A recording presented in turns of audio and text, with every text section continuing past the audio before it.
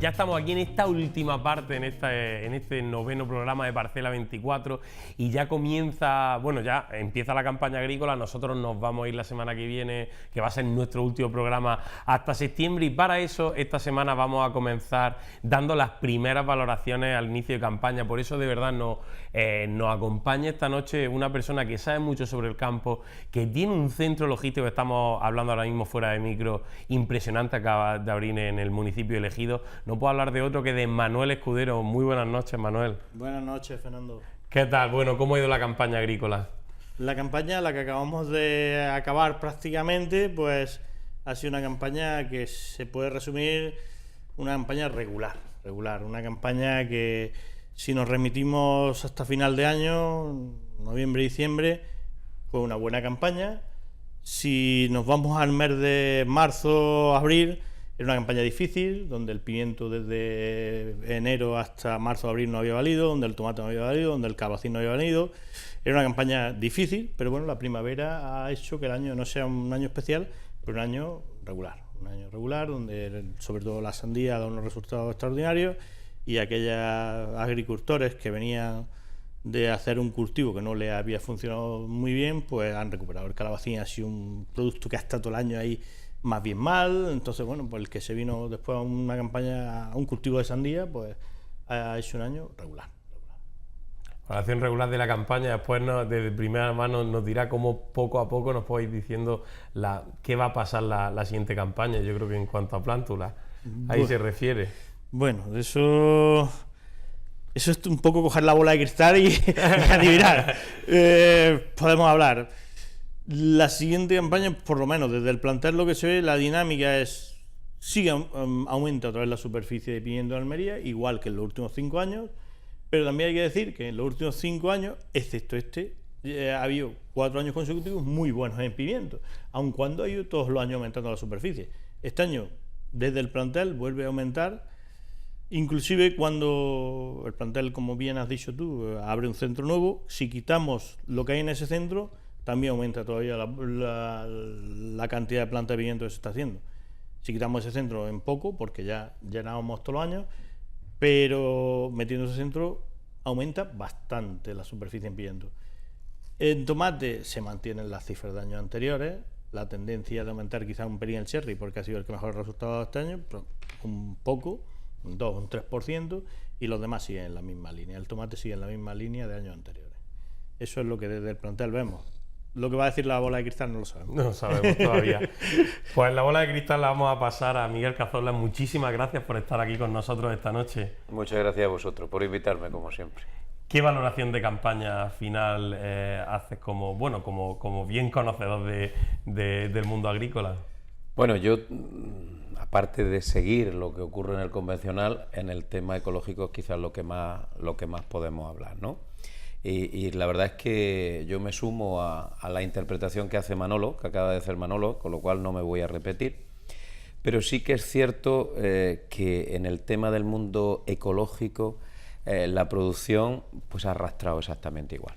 Ha sido un año importante en cuanto a kilos, no ha habido grandes enfermedades, no ha habido grandes problemas, no ha habido grandes plagas, no ha habido grandes problemas directamente con bacterias ni con otras cosas, como puede ser todo el tema de lo que ha ocurrido otro año, ¿no? Que ha podido dar mildiu y bueno, problemas de este tipo no ha habido. Pero sí que hemos tenido el inconveniente de los precios. Es decir, el convencional, si se viene abajo, pues realmente arrastra también el ecológico, y eso realmente yo creo que para mí sería el titular periodístico de esta campaña, ¿no? Falta concienciación y valoración del mercado en ecológico. No podemos seguir comparando el mercado convencional con el ecológico. Y eso, desde el punto de vista ecológico, pues a nosotros nos gusta, a todo el mundo, que todo el mundo gane dinero. Como mínimo, tendremos que cubrir costes, que es el único negocio. Yo no conozco jamás un negocio que en una cadena de producción, si te produces zapatos o produces camisas o produces calzoncillos, da igual, tú sabes desde el primer momento lo que te cuestan tus costes, desde que empieza el producto hasta que se acaba. Aquí no. Aquí sabes que tienes unos costes fijos de crianza de una planta, de la semilla, lo que te cuesta el agua, la mano de obra, pero jamás sabe a cómo va a vender el producto. Y es de verdad, desde el punto de vista de autónomos, tal y como tenemos en Almería el mayor número de autónomos por metro cuadrado de España, es una auténtica pena que esto ocurra.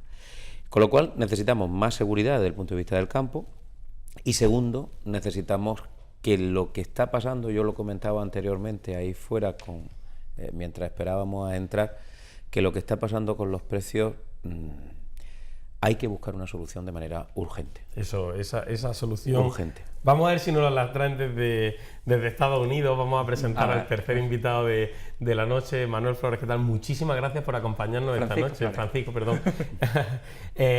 Francisco, ¿cómo se ve el tema en Estados Unidos? ¿Tiene un funcionamiento similar allí la agricultura? ¿Es diferente a la que tenemos aquí? No, tiene ciertas similitudes, pero en sí es bastante distinto, en el sentido de que ahí todo es a lo grande, todas las explotaciones son muy grandes y los grupos empresariales son muy grandes. Entonces, por ejemplo, un ejemplo de lo que hablaba Miguel, se pueden, como la empresa para la que yo trabajo es tan grande que tiene producción en tantos sitios de Estados Unidos que ellos planifican la plantación. Entonces intentamos producirnos a unos precios lo más planos posible, porque no queremos ni altibajos, ni que suban muchísimo los precios, ni que bajen muchísimo los precios. Entonces, como tenemos un porcentaje grande de las ventas de fresa, yo me dedico a la fresa, un porcentaje grande de las ventas de fresa, pues al final, sí, más o menos, si la campaña sí se puede decir que ha ido bien. También es verdad que para los agricultores, desgraciadamente, muchas veces ahí viene ganar dinero. No mucho dinero, simplemente con pagar nuestros costes ya casi que muchos años te conformas. ¿Ha llegado ya el ecológico allí a Estados Unidos? Sí, de hecho el ecológico es fortísimo. En la empresa en la que yo trabajo es fortísimo porque hay una demanda muy, muy grande. Como le comenté antes al compañero, en todos los supermercados hay muchísimos productos ecológicos. Es más, la demanda muchas veces es superior a la oferta. Entonces, en algunos periodos los precios son... Yo he llegado a ver la caja de fresa 3 veces más cara que en el convencional en el mismo día. Qué alegría. Sí. Qué alegría. También es muy difícil producirlas, porque sí que es una alegría. La fresa, como le digo yo, todas las plagas que existen, si te coges un libro de plagas, todas le atacan a la fresa. Entonces no es fácil producir con fresa en ecológico.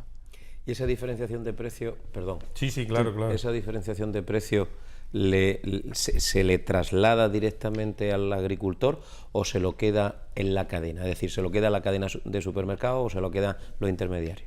Hombre, un porcentaje se queda como en todos sitios, pero sí, cuando hablo, por ejemplo, este año tuvimos a $15 la caja convencional y allí le llamamos orgánica, la orgánica a $45.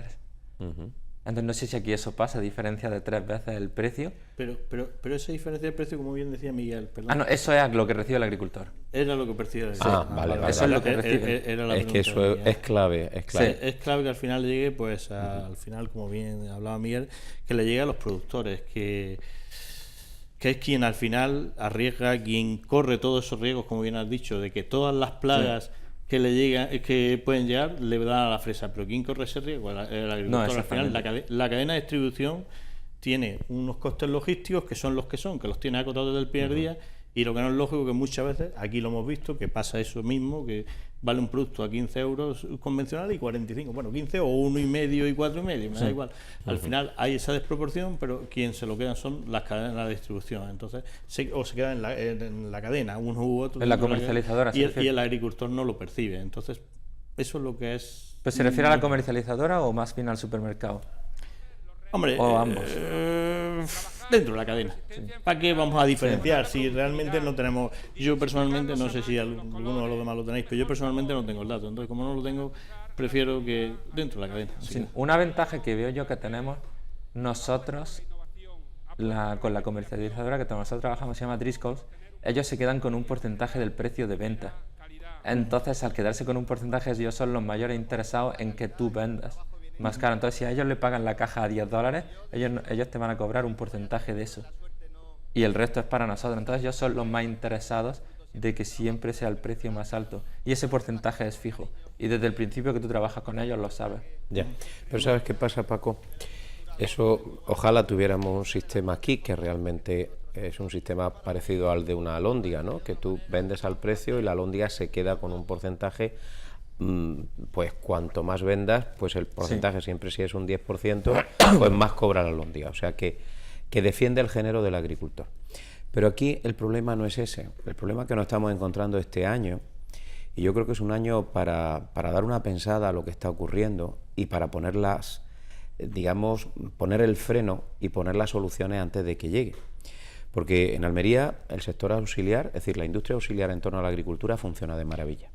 Tenemos magníficas empresas y una muestra es la de Manolo, el plantel, que en tan pocos años, pues la cantidad de empleados que tiene y la buena calidad de producto, que me consta, pues yo soy cliente de ellos, tengo que hablar bien para que me lo hagan bien, pero es que lo hago con conciencia y además como buenos amigos que soy, y además porque es que es verdad, porque pueden presumir de un magnífico, hay gente que lo hace igual de bien, pero en concreto el plantel pues lo están haciendo magnífico. Hablo del tema de una cosa tan complicada como es criar la planta ecológica, ¿no?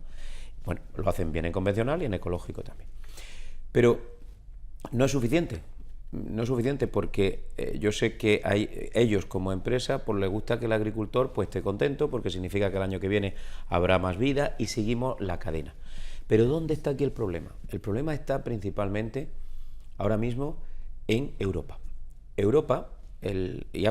Me sigo circunscribiendo al ecológico, ¿vale? En Europa, el 98% de la producción de España en ecológico va a Europa, a las cadenas de supermercados, principalmente que son los que dominan los mercados. Bueno, pues se está llevando y trasladando toda la mala praxis comercial del convencional al ecológico, de tal manera que para ahorrarse costes una cadena de supermercados, al mismo señor que compra el convencional, que compra 5 camiones de convencional, le dice échame medio camión de ecológico, y entonces juegan con el precio sin tener en cuenta la cantidad de valores que tiene el ecológico, la cantidad de costes adicionales que tiene, y eso está ocurriendo. Y es más, las grandes empresas comercializadoras se están metiendo también en esta historia muchas veces sin saber. Y bueno, estamos viendo grandes empresas como la Casi metiéndose en el tema ecológico, que me parece muy bien, grandes empresas como el resto, todas metiéndose a contracorriente, podemos decir que están... O por lo menos no teniendo los valores que hay que tener para saber que la comercialización de ecológico requiere un comercial especializado en el tema. Efectivamente, y sobre todo que sepa. Hablando de Estados Unidos, ya que estaba aquí esta noche, Manolo, te iba a preguntar a ti, ¿tú crees que está cambiando la agricultura en Almería de un modelo familiar a un modelo que al final estamos viendo agricultores que cada vez tienen más empresas? ¿Está en peligro el modelo que nos ha llevado al éxito? Bueno, yo no creo que esté en peligro, pero sí es verdad que está evolucionando. Antes, hablamos de 20 años atrás, una familia con una hectárea podía comer. Hoy una familia con una hectárea no puede comer. Entonces esto es el estado de subsistencia. Tienes que subsistir como sea, y para subsistir ha habido que ir ampliando superficie, ¿Qué me da un poco más de miedo? O si no miedo, más respeto. Las grandes explotaciones que están haciendo las empresas. Gente que no viene de ser agricultor, eso sí me da un poquito más respeto y creo que no es tan fácil luego gestionar esa explotación. Ahora, que un agricultor el agricultor que tenía una hectárea hace 20 años y hoy tiene 10 hectáreas, pues es que ha tenido que hacerlo porque si no, no comía su familia. Y si al final, aquí todos lo conocemos, los que hemos nacido en el campo lo conocemos, el agricultor tiene 2, 3 hijos y al final tienen que irse posicionando a esos hijos, y si se han dedicado por suerte a este sector, al sector agro, que es un sector muy digno, pues esos hijos necesitan de una superficie para poder vivir y dar una vida digna a su familia. Entonces, bueno, pues no me da miedo a esos crecimientos, cuando sí veo que el otro no lo veo tan fácil. ¿El tema de la construcción ha podido jugar un papel fundamental en ese tipo de empresas que se han creado de grandes superficies? ¿En la caída de la construcción? Algunas sí, pero no. Las grandes superficies lo están haciendo, más bien son comercializadoras. Son empresas comercializadoras que prefieren un poco tener la seguridad de la producción con su producción propia antes que tener los agricultores y tener un poco de incertidumbre si esos agricultores le van a ser más o menos fieles. Francisco, ese es el modelo de Estados Unidos, supongo, ¿no? Sí, de todas las grandes empresas. Allí el pequeño agricultor prácticamente no existe. la mayoría son grandes producciones o comercializadoras gigantescas a las que se asocian a productores que para ellos sus estándares no son tan grandes como a lo mejor 20 o 30 hectáreas, pero aquí sí se considera un agricultor muy grande, 20 o 30 hectáreas. Entonces allí el agricultor que tiene 1 o 2 hectáreas o 3, eso prácticamente no existe. Es como una hectárea o 2, a lo mejor lo que utilizamos nosotros de aparcamiento. Todo es grandísimo. Creo que son conceptos muy distintos. Nuestra agricultura, no se nos olvide, es una agricultura de primor y hay que estar encima y hay que tener claro cuándo hay que abrir una banda, cuándo hay que cerrar una ventana, cuándo hay que hacer cada cosa, y eso, una gran explotación. Estamos cansados de verlo, no es muy fácil. No digo que no se puedan llevar, se llevan y hay quien lo está haciendo muy bien. Pero al final quien lo está haciendo muy bien es porque son agricultores los que están detrás. Podríamos poner como referencia a algunos agricultores que se han hecho muy grandes y hoy están con 100 hectáreas y eso. Pero al final, ¿por qué? Porque se me viene a la memoria ahora uno muy respetable y muy buen amigo de la zona de Ejido, que maneja 100 y pico hectáreas, pero es él, son los hermanos, son los sobrinos. Y entonces al final es una estructura grande, pero una estructura grande que está manejada por un grupo de agricultores. Y es mucho más fácil saber cuándo hay que hacer cada cosa. Nuestra agricultura, no se nos olvide que es una agricultura de primor, desde mi punto de vista. Y una agricultura de primor supone hacer las cosas, cada cosa en el momento determinado. Y no voy a decir en el segundo, pero sí en los minutos determinados. No, en Estados Unidos en ese sentido es lo mismo. En la agricultura no hay inversores que no vengan de la agricultura. Casi todos los grupos empezaron con un inmigrante que se vino de Europa, que ya era agricultor en Europa y formó un pequeño invernadero, a lo mejor en los años 30, en los años 20, en los años 60, y fue creciendo. Entonces casi todos vienen de familias ya agrícolas. Allí no pasa eso, que creo que a lo que te referías con la construcción, que grupos que no tienen nada que ver con la agricultura se metan en la agricultura, salvo en el cannabis, que ahora es un boom grandísimo, pero en la agricultura no canábica, que es un negocio totalmente distinto, no, siempre son empresas agrícolas también, por lo que usted dice, es imposible manejar miles de acres si tú no sabes de agricultura, por mucho dinero que tengas. Sí, no, nuestra agricultura no es cuestión de dinero. Puede llegar cualquiera y hacer una gran inversión y económicamente puede hacerla porque hay empresas que tienen capacidad de hacerla, pero luego el qué hacer en cada momento y el cómo hacerlo, tú puedes tener los mejores ingenieros del mundo, pero se necesita una parte de agricultor, que es quien le da el cariño y el encanto que tiene nuestra agricultura y por lo que nuestra agricultura es importante.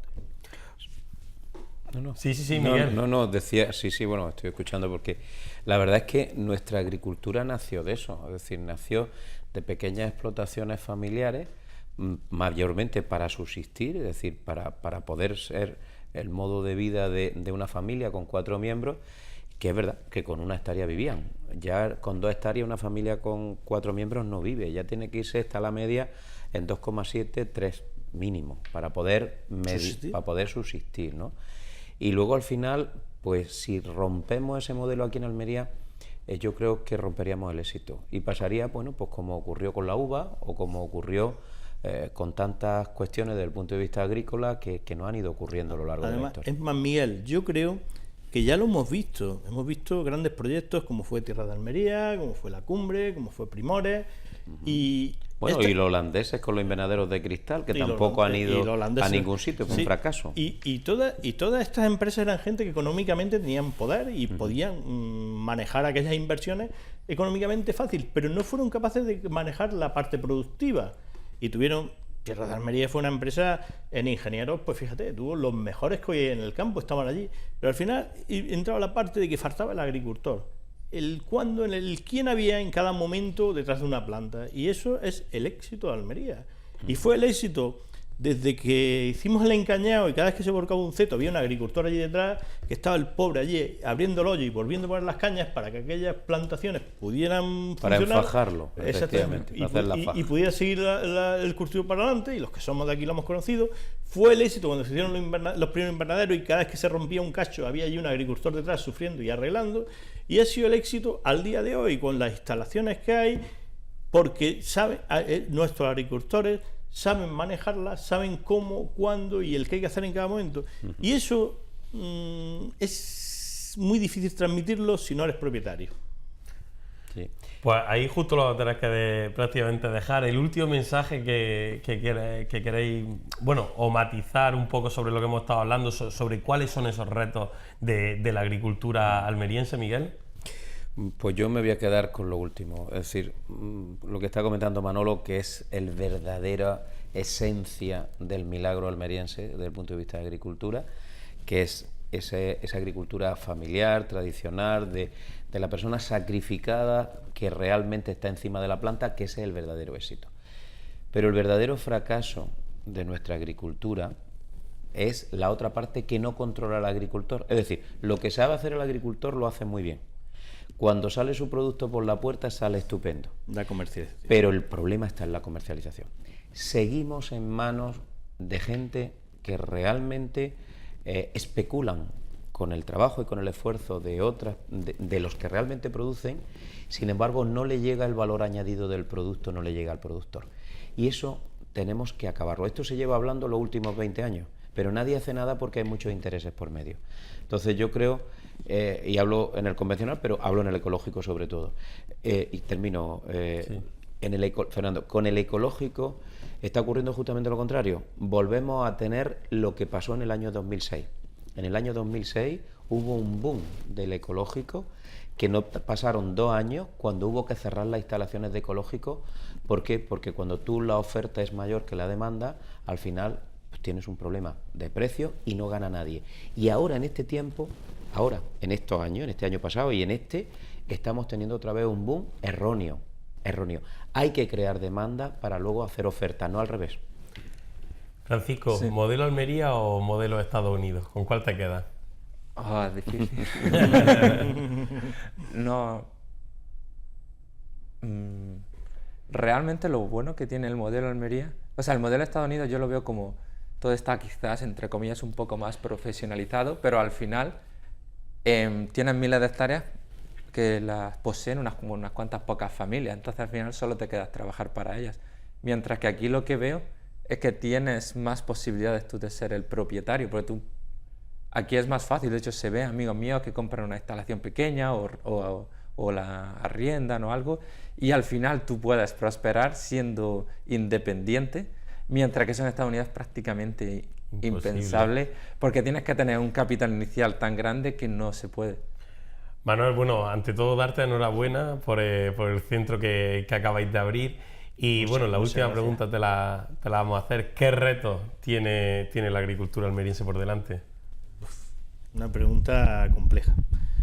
Creo que son muchos. Creo que uno de los más importantes, como bien decía Miguel, el afrontar que el valor añadido de nuestro producto al final llegue a las manos de nuestros agricultores. Y creo que es el reto más importante porque, bueno, podíamos hablar del tema del agua, un gran problema, pero mientras esté el charco ahí enfrente, mientras esté el Mediterráneo ahí enfrente, No vamos a tener problemas. aprenderemos a desalaremos con unos costes óptimos, tendremos agua. No, desde mi punto de vista no creo que ese sea el problema. Creo que a futuro también tenemos un problema de personal, porque el tema personal también es otra cosa que sería para un programa entero y daría para mucho más. Pero el gran problema, el gran reto de nuestra agricultura es el cómo transmitir el valor añadido de nuestros productos a nuestros agricultores. Creo que es el gran reto futuro. Lo dijo Miguel, pero tengo que ratificarme en lo que él ha dicho. Pues muchísimas gracias a los tres por estar aquí esta noche y muchísimas gracias por vosotros por seguirnos en este 9º programa ya de Parcela 24, la semana que viene el último, y con ese valor añadido nos vamos a quedar y vamos a intentar entre todos poner nuestro granito de arena, lo vuelvo a recordar semana tras semana, para dejar el campo limpio. De verdad, entre administraciones, empresas y agricultores debemos tener nuestro campo limpio. Muchísimas gracias por acompañarnos una noche más.